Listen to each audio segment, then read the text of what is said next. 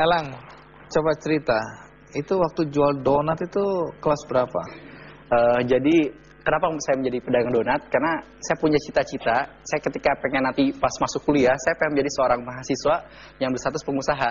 Kenapa saya jualan donat? Karena saya punya target, saya pengen punya modal 10 juta untuk jualan ayam goreng keliling dengan gerobaknya. Nggak malu itu?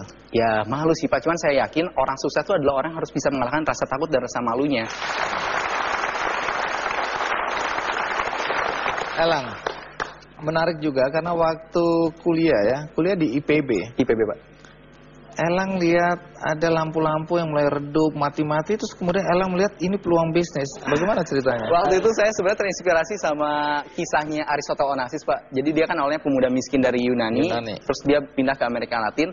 Dia tahu potensi Amerika Latin itu adalah tembakau, dan dia tahu di Amerika Serikat ada pengusaha tembakau yang kaya raya. Ya, dia selalu melambaikan tangannya ke si pengusaha tadi, sampai akhirnya orang itu pun turun dari mobilnya dan penasaran. Akhirnya dia bilang, saya nggak menawarkan apa-apa Pak, kecuali tembakau ini Bapak nggak usah bayar, penting PO dulu. Dapat PO, balik ke Amerika Latin, dan dikasihlah oleh petani karena saking dipercaya si pengusaha tersebut, diberikan tembakau, dan jadilah ia kaya dengan sistem seperti itu. Saya pun sama Pak. Apa masalah lampu mati ini menjadi inspirasi dari mana? Inspirasi Pak, karena balik lagi kalau harga di pasar itu sangat-sangat jauh Pak, bisa 2 kali lipat. Karena saya langsung ke pabriknya, saya nego, ya kunci saya hanya keberanian dan informasi waktu itu.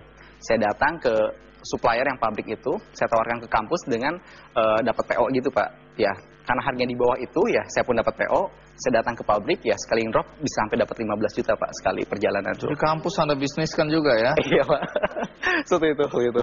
Nah, menarik bagaimana awal mulanya Elang terjun ke bisnis perumahan. Karena bisnis perumahan ini ada idealisme di situ ya? Iya.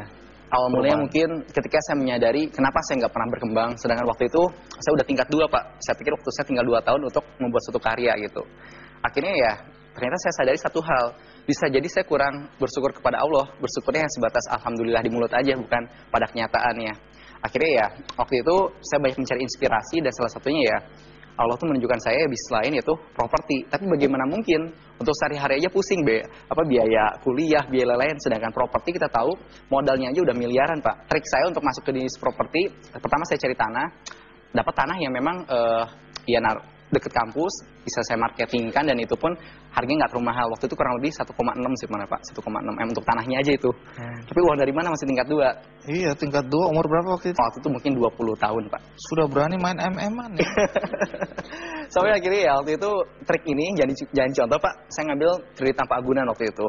Itu pun bukan nama saya, namanya kakaknya sahabat saya, di mana dia itu punya rekening koran bagus, saya yang tanggung jawab, dapatlah 150 juta waktu itu. Tapi tujuannya satu, 150 itu saya pecah untuk sewa lagi jaminan dan masuk ke bank. Tapi ternyata ya mungkin di sini Allah belum meridhoi saya.